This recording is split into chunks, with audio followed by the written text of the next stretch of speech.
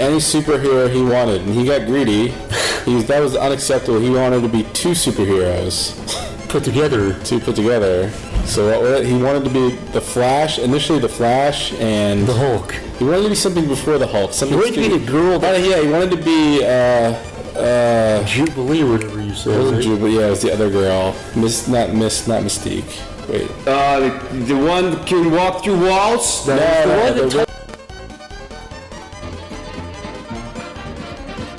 Thinking Sideways. I don't understand.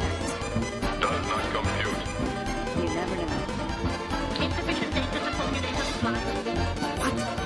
Stories of things we simply don't know the answer to. Stone, but for cuneiform instead of hieroglyphs. It's 3 different languages, all in cuneiform. It's Old Persian. We're gonna be.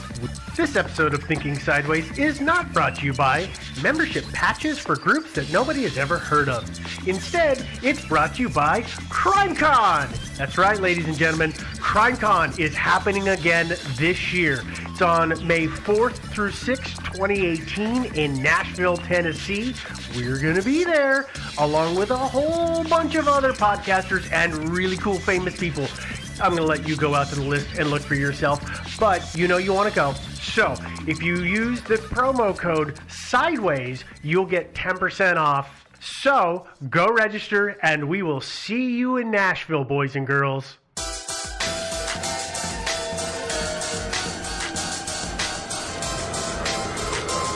Thinking Sideways.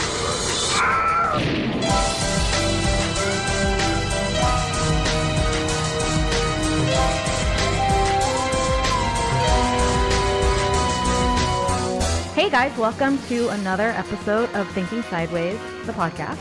I'm Devin, joined as usual by Joe. And Steve. And today we're going to talk about a mystery. Ooh. I know that's different from what we normally do. Yeah. Well, I had this good, recipe we could talk about instead if you wanted. Yeah, a cooking show? Yeah. We should be a travel log. Yeah, we should. The neighborhoods of Portland. Yeah. Today we're going to talk about a mystery we're calling the Persian Princess. And before we get too far into it, I do want to thank Hayden for the suggestion of this mystery. We're going to talk about, it may seem kind of boring, this Persian Princess thing, but it has a fun twist ending, kind of. And an attempt, a really, really bad attempt at a quick overview of the case that you may have already read, because it's also our episode description.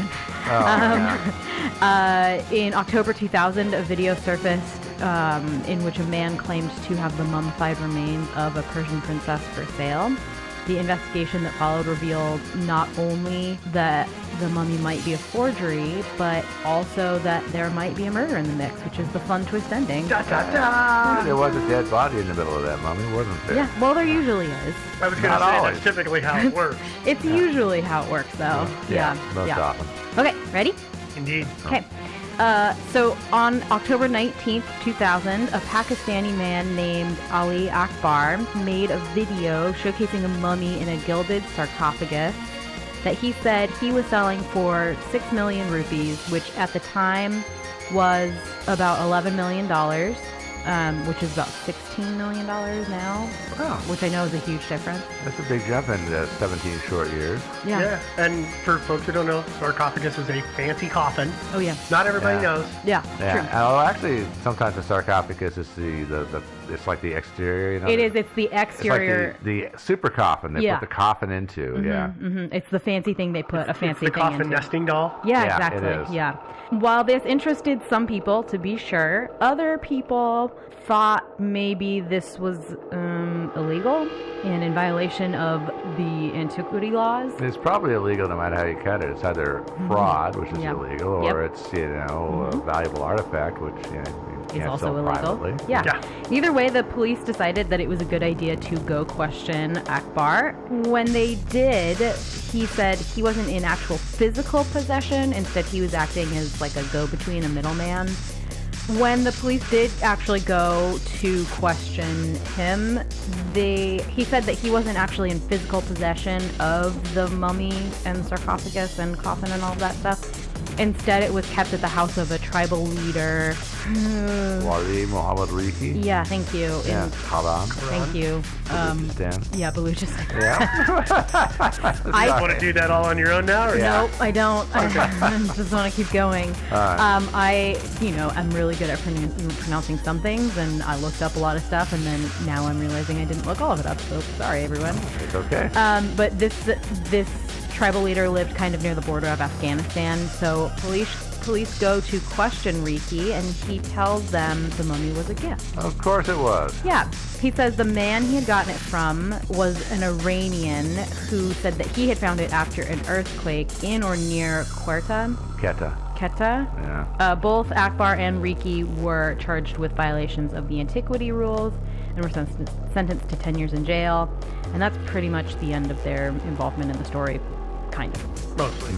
By name, at least. A week later, the mummy was making waves, and an archaeologist, Ahmad Hassan Dani of Islamabad Quaid-e-Azam University. I'm so sorry. Yeah, not even a closely our third language. No, We're sorry. Said that the mummy seems to be a princess, probably from about 600 BCE, which is BC. Before Christ. Before Christ or before Common Era, if we're going to use sciencey terms. The mummy was wrapped in an ancient Egyptian style and rested in a gilded wooden coffin with cuneiform sarcophagus. Cuneiform. Sounds like the real deal to me. Well, maybe. Kind of. Wow. Cuneiform is one of the earliest systems of writing, for those of you who don't know. It was invented by the Sumerians, and they made it with this. They had these little blunt wedge reeds. They were basically like little triangles at the end. You split a reed into quarters. Mm-hmm. And then you would just push it in a different sets of, shapes. But they were all this like weird little triangle-y. People who don't know what this is probably actually seen it in movies, because it's always like 2 or 3 arrows at a time pointing in a direction, and they kind of rotate around. Like it'll be 3 in a row, stacked on top of each other, and then arrows rotate. But people have seen it in a lot of Hollywood stuff. And what you're describing as a arrow, I would describe as a triangle. Right, it's arrowhead. Yeah, triangle kind. It's pretty much, same difference. But people have seen it. Hollywood loves to use it to make things look old. Well, because it's old. Yeah, for a more modern reference, if you remember the Predator movies, that's like Predator versus Alien. Yeah. Yeah, that's the kind of writing the Predator did. Kind of, yeah. Yeah, it's kind of it's Predator writing. Well, cuneiform. So the ancient aliens. Well, they probably gave it to us, dude. Yeah. So cuneiform itself actually just means wedge-shaped, so it is that kind of wedge triangle shaped anyway. Anyway, that was a little thing. The wooden coffin had a faravar carved in it, which kind of looks like a guy in the middle of a giant wingspan. It looks super like an Egyptian. Eagle, kind of an eagle symbol, right? Kind of. Yeah. There is a guy standing in the middle of, like, just imagine a giant Egyptian wingspan, like you know what I'm talking about. Mm-hmm. Yeah. But instead of like a head of an animal or something, it's just a guy standing there. A normal human. Yeah, facing sideways. This was a symbol of Zoroastrianism, which is a pre-Islamic Persian religion.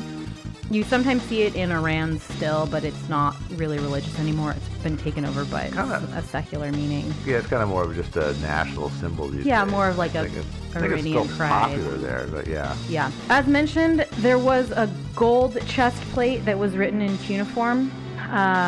She had a gold crown and mask on her face, the mummy. There was also a chest, there was a weird leaf pattern almost that was also in gold that was on kind of her chest area as well, which you don't see referenced a lot, but you can see in the pictures. Sounds like a pricey little mummy. Yeah. Yeah. The body was laid on a mat that was covered in honey and wax, which is kind of typical of mummies.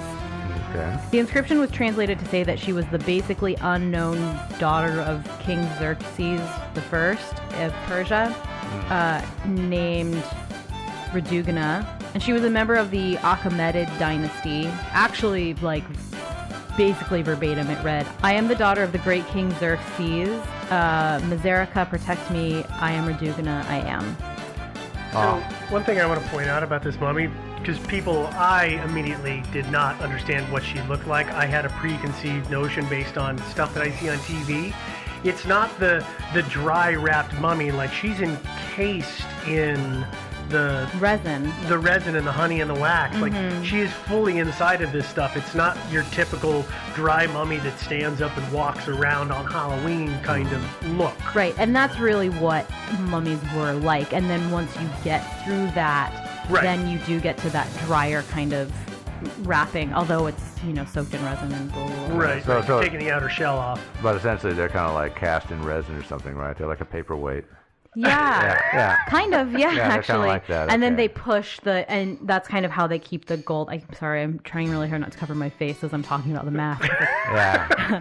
But the gold crown and the mask is kind of, it's laid on top of her, and then there's resin poured on top of that, so it stays in place. Sort of sealed in. Yeah, it's all kind of sealed in. Baked in, maybe? I think sealed. I think this kind of resin is not like a Requires heat. curing Okay. resin. I think it just kind of, Yeah, I've never dealt with it, so I have it's no like idea. honey. You know how honey Just just sticky. Oh, and then it kind of hardens after a while, Yeah. and then it loses the tackiness. Okay. Yeah, there's probably some, some sort of New Age funeral home here in town that actually does mummification, so we should probably call them. If there isn't, the millennials will make it happen. Oh, yeah, definitely. Yeah, I like artisanal mummification or something like that. I'm sure there's going to be a little place opening up very soon here in town. artisanal. Yeah. That's an interesting pronunciation. That's a different way than Instead I of pronounce that artisanal? word. Yeah. Artisanal Yeah. or artisanal? Or yeah. Oh, okay. It sounds more artisanal. Yeah, That I pronunciation. pulled the word up suddenly and had no time to prepare myself for pronunciation. Okay, fair So, enough. Yeah. I guess Yeah. I can give We'll give you a that. pass on this yeah. one. Yeah, okay. Because you've gotten everything else right so far. Let's try. Yeah. So this whole inscription thing kind of puzzled archaeologists. Actually, the whole thing puzzled archaeologists, and this is why this was such a big deal as well. This was like puzzling and a huge deal because she was found in Persia.